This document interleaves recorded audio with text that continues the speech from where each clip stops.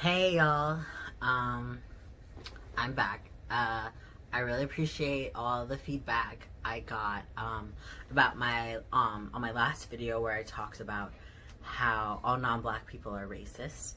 Today is along the same line where I talk about that there is no queer culture without black people. And this is apparently confusing for some people. I've heard some people say that how can this be?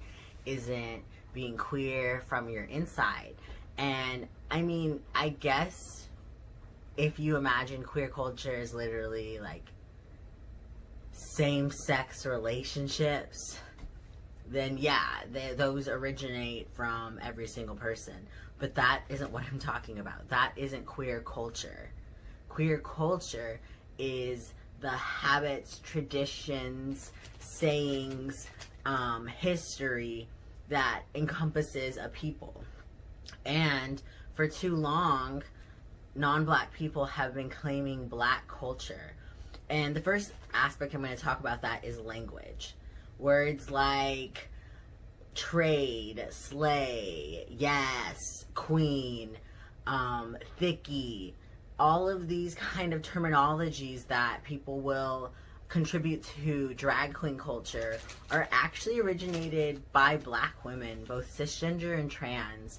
In these words are taken and they are reproduced and reproduced and reproduced. And I am on these sites, on these TikToks, and there's 10-year-olds who are, speaking in black sense, which is a real thing. And this is a huge issue. We should not be using African American vernacular. One, because it's not weird, it's performative. If you wouldn't talk like that in a job interview, why are you talking like that online? Why are you using black emojis or using black videos as reactions? And this is really violent because for black people, they have been so traumatized by having a language stolen from them due to rampant white supremacy. And during slavery, language was literally taken from them, and so they created their own language. And so many black folks have faced discrimination because of the way they've spoken. And for non-black people to then, now that it's cool, start speaking in black sense, it's so disrespectful. And you'll see so many people profiting. I think some of the clearest examples are non-black drag queens, non-black rappers who are using black culture and purposefully misleading their following to make them think that they're in any way original. Another level is, again, using the N-word. Non-black people, especially medium to dark skin non-black people, thinking that because they see their white or light complected counterparts in their non-black culture getting more privileges, that they then have the right to use black terminology, to use the N-word. And that is so not okay, and it is so disrespectful. And again, alongside about taking terminology, black women have always had their own expression of gender and have always have rarely been allowed into societal constraints of gender. And so terminologies like stud or AG are limited for black women. They're for black people. They are not for non-black people or white people to use loosely. And it's super disrespectful, and just you just look stupid when you're calling yourself a stud and you're white or you're non-black or you're Mexican. You look silly. The true leaders of the community, the true queens of queerness in the United States, the modern age, have been so disrespected. And we don't recognize the ways in which black people have consistently in just the modern age have to completely create spaces. The ballroom was created because the beginning of kind of like queer like scene didn't respect Black women, and they were not given a space to walk in the same category. So Black people created the ballroom scene so that they could have their own sphere. And what has happened now, like, so many non-Black people Vogue, and it is embarrassing to see non-Black people claiming this and taking this space up and thinking that they look good doing it and starting balls of their own. There have been balls in San Antonio thrown by non-Black people, and it isn't up to Black folks to police this space. Like, they're tired, and the Black respectful. And so if you've been in any part of if you're non-Black and you're throwing a ball, like, you need to check yourself really fast. And again, like, queer culture didn't begin in the 60s. Queer culture existed before the word queer existed. It was most likely prelingual. We have been tricked to think that queerness is a part of Eurocentric society and a part of Eurocentric modernity, because it's not. It has been seen in majority of non-Western societies.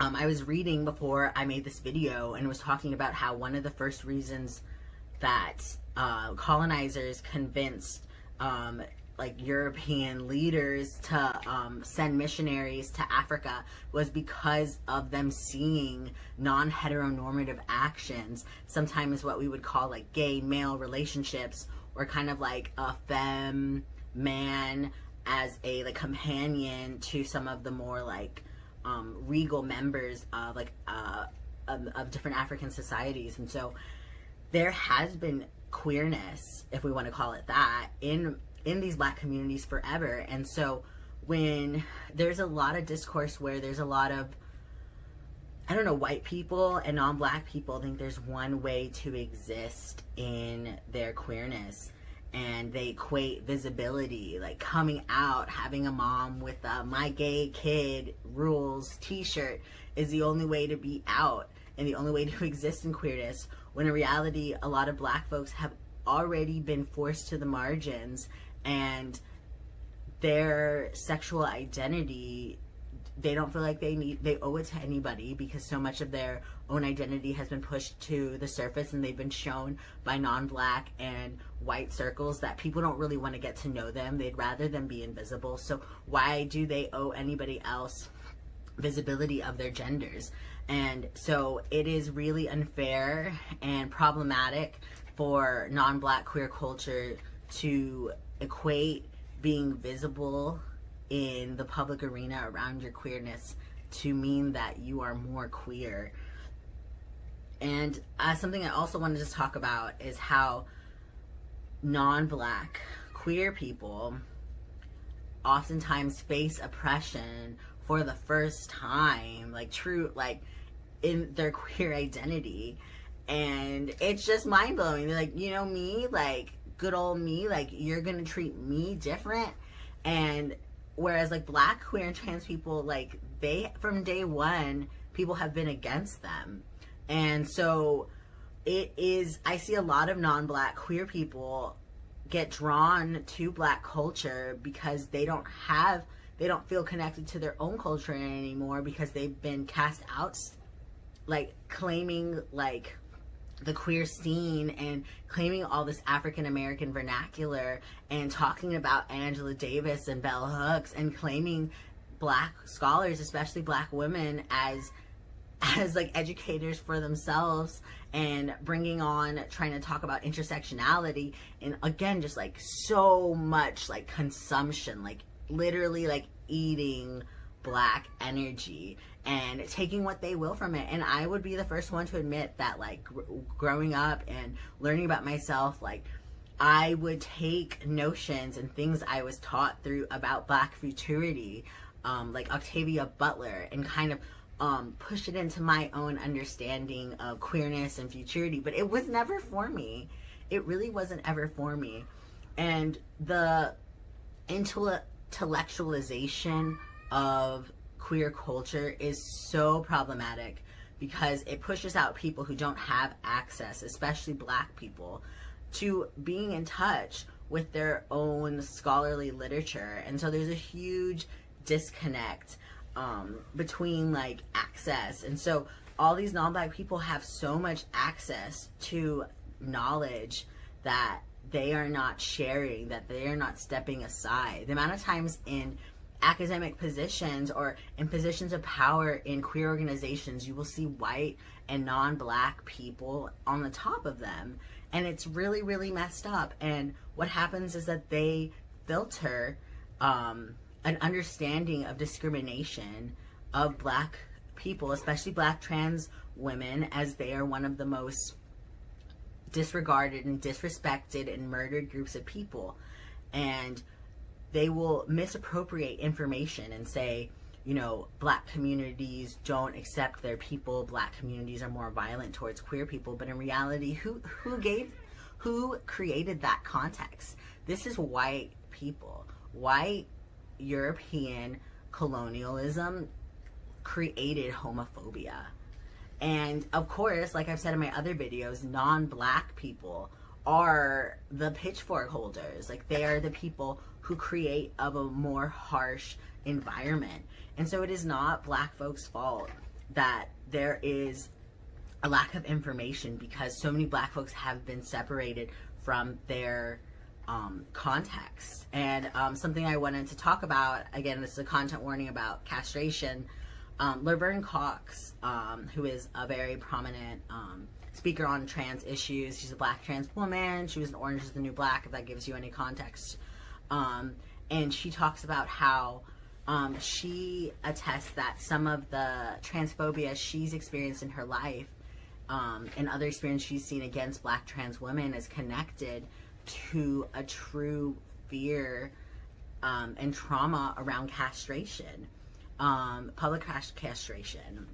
Not that, so in the Jim Crow era, and most likely before, and honestly probably now, and we're just not hearing about it, it was a part of punishment towards Black folks, and like punishment for who knows what, like, or just like pure torture activity to castrate Black men publicly. And there has always been a white fascination with Black bodies and Black phalluses, and that's a whole other topic about the intense fetishization of Black trans bodies and Black bodies in general. But this fear of castration and the white obsession over Black genitals has created, you know, a generational trauma where some people won't understand why a person would desire not to have a penis. And this is not, again, this is like generational trauma that is so tied to racism, and it is not for any non-Black person to comment on this. And that's something I've seen a lot. It's really easy to point fingers, and I see a lot of non-Black people pointing fingers at Black cisgender or Black straight people about the way in which they're treating their insular community. And that is not our place. That is not our place. It is a in-group discussion. And there's so many things around Black queer culture that are just not our place to say anything about. And our insistence to insert ourselves into Black queer culture is the culture, is queer culture. Queer culture sits on top of the backs of Black queer scholars, Black queer people in the future, in the past, currently. And so when I say that there is no culture without Black queer people, I'm saying, like, check yourself. Like, what is part of your culture? Is it nightlife? Is it drag? Is it watching Pose? These are all things that are from Black culture. And again, a whole other video could happen about this, but so much of drag culture is just like blackface. It is truly just making a mockery of Black folks. People, especially white and non-Black people, performing Black artists, and the intense, like, the way in which they're creating their makeup, changing their complexion to mimic black women is really disgusting. And it is rampant in every nightclub, like, visible. And why aren't you hearing about it? It is, like, imagine, like, being a black artist, a black trans artist, and you need money and you have a passion for performing.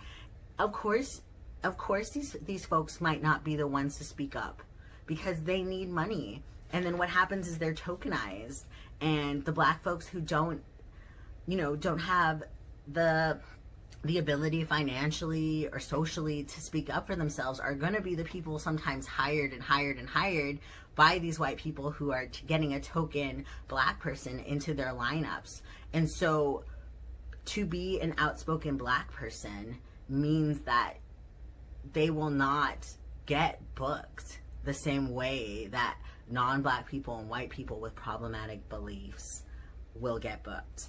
And that kind of gets again to the commodification of black bodies, thinking of black bodies as an object and not truly recognizing that black people are people. Like, Black Lives Matter, like, black queer culture needs to be uplifted without a desire for us to be there.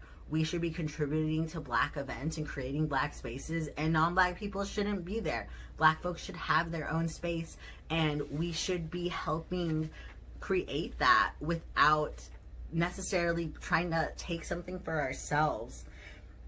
And just in general, black people keep creating new lanes of culture and new subcultures because non-black people keep eating and destroying their culture.